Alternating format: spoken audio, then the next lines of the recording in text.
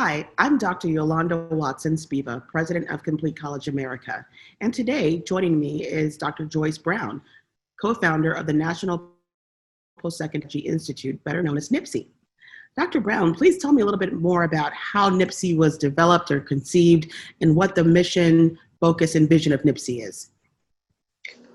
Thank you, Dr. Spiva, for having me, and thank you for inquiring about our brand new startup nonprofit called the National Postsecondary Strategy Institute.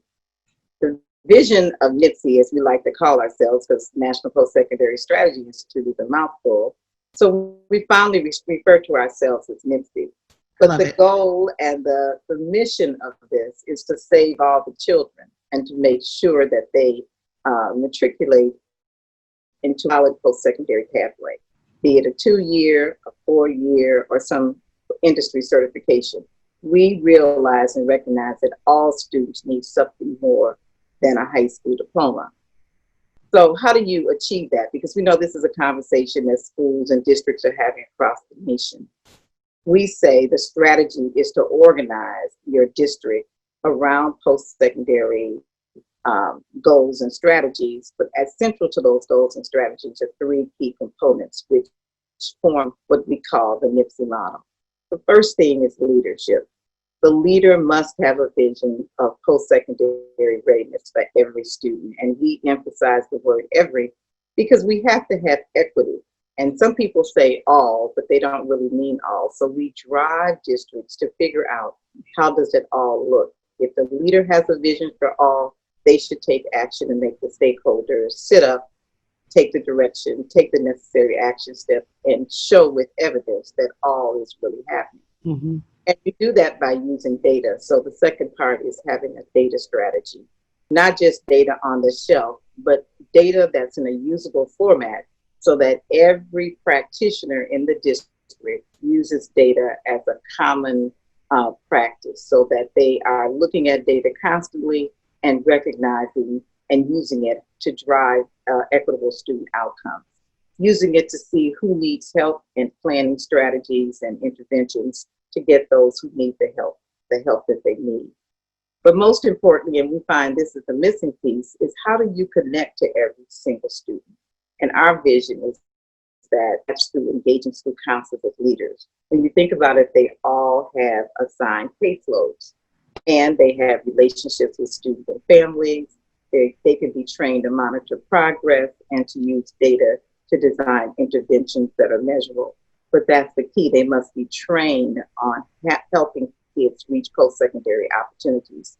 Most of the training programs that counselors come through are not focused on post-secondary readiness. So we've seen this trajectory across the United States to engage school counselors more in this process. We know that this model works because in 2003, the 3 of us, the 3 NPSI partners, Kelly, Sparks, Greg, Darnita, and myself, all worked at the central office under Superintendent Arnold Duncan, who later became the U.S. Department Secretary of Education. He had a vision and told us all, make sure that college is possible for every single kid in Chicago public schools. So we had to go to work. And the first step that happened was that they moved the high school counselors into the Division of College and Career Readiness. Prior to that time, we were sitting in the Office of Specialized Services and worked on 504s and specialized needs programs. Mm-hmm. So we had remarkable results. We've had a steady post-secondary increase for 15 years in Chicago public schools. In 2008, when Arnie and Greg went to join the Obama administration, the Chicago model was carried across the nation. We were the first district to track FAFSA. And so we are very excited that that's become a thing across the United States, with 5 states making it a mandatory graduation requirement. So they all went to Washington. I retired, but became engaged in the national work alongside of my former director and superintendent. When they got to DC, they were looking for ways to innovate and advance post-secondary outcomes. And so one of the things that Greg pitched was to engage school counselors. And I was so honored that former First Lady Michelle Obama picked that up through her Reach Higher initiative. One of the 4 components is support school counselors because they can support students. So since in 2015, we rolled out the Reach Higher initiative. A team of counselor leaders, along with myself, began to support the Reach Higher team. We had conveners across the United States, engaging state level teams, and eventually we had 43 state teams involved. So when they left and the administration left and everybody came back to Chicago, people kept calling us to say, what are you all doing next? And so over lunch, we decided to form this National Postsecondary Strategy Institute. And we've had remarkable engagement. We have over 150 districts engaged with us around organizing themselves around the 3 NPSI components. We most recently got a grant from the Kresge Foundation and just launched this month a network of NPSI districts, 8 districts across the nation who are going to engage in the NPSI model to make up strategies to intervene so we could get equitable results for all students. We're very excited about tracking that, and at the end to publish a white paper to document the impact of our work. Our work is with partners, and we are extremely excited to partner with Complete College America to try to smooth the transition pathways from K-12 to higher ed. So that's the short version of the NPSI model. I love it. And because I've been on the journey with you, especially during the Reach Higher years, I know of which you speak. And I appreciate you mentioning the pillars of NPSI around leadership, data, and connection, but also supporting school counselors. And I know that one of the things that you all were on the tip of the spear with, as far as I'm concerned, was really bringing school counselors into the leadership team in high schools, such that they were no longer on the periphery, but they were centralized to the leadership within schools. As you think about what's happening right now with the pandemic, with shelter-in-place orders and things of that nature, how do you view the role of the school counselor as it relates to, of course, the social, emotional, but also in terms of, you talked about FAFSA completion, FAFSAs were hopefully completed before the pandemic went into place, but some students did not. And then, of course, the college transition. How do you view the role of the school counselor thinking about college completion in the midst of the pandemic? Well, the role of the school counselor has become even more critical because we know the transition from high school to higher ed always had challenges. There's a lot of summer melt research. And what we know on the K-12 side is that we spend a lot of time getting kids a college acceptance letter. But Yes. just because they get a college acceptance letter, that does not transfer over to college enrollment.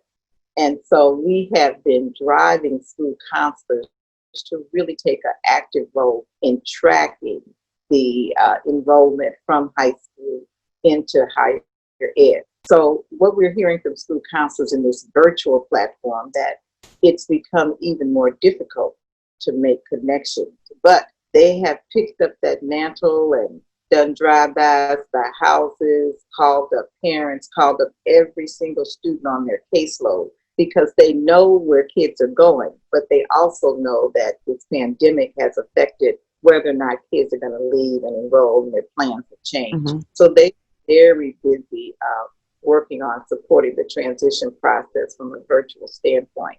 One of the big obstacles is that the lack of internet for Black and Brown families has precluded them from reaching out to college campuses, which has put all of their orientation platforms on virtual. And so the counselors are connected to the higher ed people and can bring the information down to the K-12 community, especially for those Brown and Black families, first-gen families who really need that level. The school counselor is the only connection to higher ed. The parents trust them, the students trust them, and they have knowledge and information because they have a connection to the higher ed community. So they've been doing phone calls, virtual Zooms, redirecting the FAFSA. They have been really busy at the ground level because they have had relationships with the students. And remarkably, in the teaching and learning frame, the teachers have begun to understand how important the counselors are. So when the students weren't engaged in the virtual learning, the counselors then had to reach out to the students to figure out what was going on from an emotional standpoint, and also identify the needs, the family needs, like the food disparities, the lack of the sheltering in place challenges were sitting in many communities, because those families who were living in multiple households, generational households, it became very difficult to stay in place without some social and emotional impacts. So because counselors counsel across the three domains, academic, personal, social, and career, they have been using all of their skill sets to support the transition of kids into college, and it have become an invaluable resource to the communities and the schools that they serve. Absolutely. Dr. Brown, can you talk a little bit about the importance of data? I know that you utilize data in your work at NPSI, and I know you did at the Chicago Public Schools. Talk about how data helps to inform the ways in which we guide students on the pathway into college, but also that'll set them on a strong trajectory toward college completion. Yes, and so I'm going to go back to the inequities on the path to college. Yes. We know that there are tremendous inequities, and students are impacted by barriers. And so what we did was made a commitment to make sure we knew what every student needed. And that was done by using data. And we had a person who was our third NPSI partner. She controlled the data work in Chicago Public Schools. But that got driven down to the school level through the school counselors, because we trained them on the comprehensive model, which data is central. And we gave them key data points that they had to track and to monitor. Now, what this does is it brings the importance of every single kid being not just a statistic, but really a real live body. And so we did not operate in randomness. We were intentional. We made sure as a non-negotiable, all kids had to fill out 5 college applications by a deadline. They all had to fill out a FAFSA by a deadline. And when this did not happen, we had the data to say who didn't. So in the midst of the pandemic, it becomes even more critical to monitor these kind of post-secondary outcomes. But the key step is to put somebody in place whose job it is to own the data on every single kid and communicate that out to all stakeholders. So on any given day, we know who is taking the proper steps and who is not. And most importantly, we have to give that data to school counselors and train them how to use it to engage the students and the families and plan interventions to help. One of the areas that we saw in Chicago, the greatest need was for our African American males.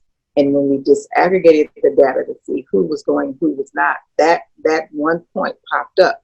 So as a result, we formed male mentoring groups across all the high schools to give the males a sense of belonging and a sense of connectivity. So that's just one example, but we had, coming from the central office, all the data that we needed to do the work to know who was being successful and who was not.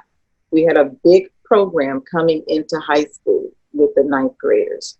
Our goal there was to make sure they did not fail any classes.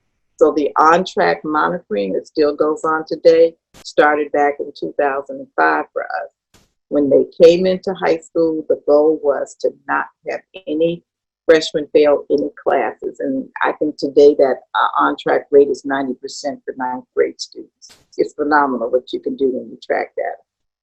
Absolutely. And Dr. Brown, I've actually been touting our partnership to others because I think it's important. I think it's natural. I think it makes sense. And yet for some reason, I get a question about why we're partnering with the K through 12 organization. And I, of course, always focus on the educational continuum. Can you talk a little bit about the ways in which you all see the synergy between the Complete College America and the National Postsecondary Strategy Institute, particularly around the game changers? I believe you all did a masterful job of translating how the game changers actually relate to the things that secondary school counselors should be communicating to students, and how we can actually push this agenda to the secondary level and helping to make sure that middle and secondary school students get this information earlier and more often to prepare them before they even get to college to advance the completion agenda. Yeah, absolutely. so we have to stop operating in silos. Yes. We're going to get 100% results. And that's what we see happening. The K-12 community is in one side, the higher ed community is on the other, and they never talk and to each other. We saw the same thing when we did the transition work in Chicago. We had to build relationships with the middle school teachers to make sure the kids were ready coming into high school. And so we know that higher ed does not understand the nuances of K-12, and K-12 doesn't understand all the nuances of higher ed. And we believe just bringing both sides to the table to kids that we know from the K-12 side we're passing off to the higher ed can help persistence rates, can help remediation rates, things that we're all working on. The major point of entry contact we're finding with higher ed is the dual enrollment program. But what would it look like to enhance that, to engage more students? Because all the research says if you do some exposure early on, you're probably going to persist more. But not just dual enrollment to have dual enrollment, but to have it so that it really sets up a trajectory of post-secondary success. The math momentum work that CCA is engaged in is phenomenal because we know that that's a gatekeeper to success. And so I always, at the K-12 level, push my math people to say, how can our team prepare the children so that they are ready, knowing that math is a challenge. And they really worked with us, and we need to work with higher ed to see what the expectations and the way that kids are put in classes and assigned supports to make it. So all of your game changers as CCA can be worked backwards into making sure that there's a framework that aligns as they transition from high school to higher ed. And I love that about the Game Changers framework. I always make up initiative in which you're trying to do better, but just breaking down those silos between the two groups so that we can have 100% post-secondary success is very critical. I can remember the first day I went to college and how I felt. And I think that that's the biggest reason why K-12 and higher ed should work together, because it's very daunting for students who have. Absolutely. Dr. Joyce Brown, co-founder of the National Postsecondary Strategy Institute, thank you so much for joining us at CCA Live. We appreciate your thoughts, and we look forward to continuing our partnership together. Absolutely. It's been my pleasure. Thank you for having me. Thank you.